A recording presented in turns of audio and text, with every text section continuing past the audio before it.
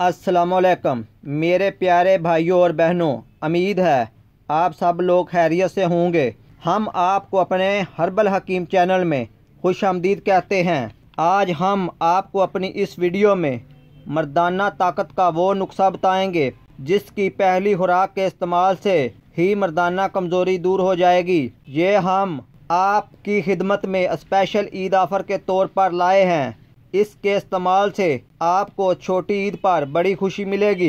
इसके इस्तेमाल से मर्दाना कमज़ोरी का मसला मुकम्मल ख़त्म हो जाता है। टैमंग में बेपनाह इजाफा हो जाता है।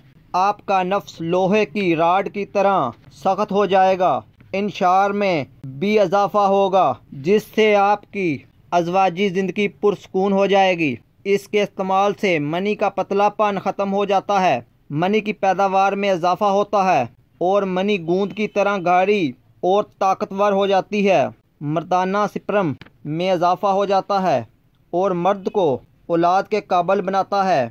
आम जिस्मानी कमज़ोरी को दूर करके दिल दिमाग को भी ताकत देता है। ये दुआ लबूबे कबीर ख़ास TS कंपनी की है।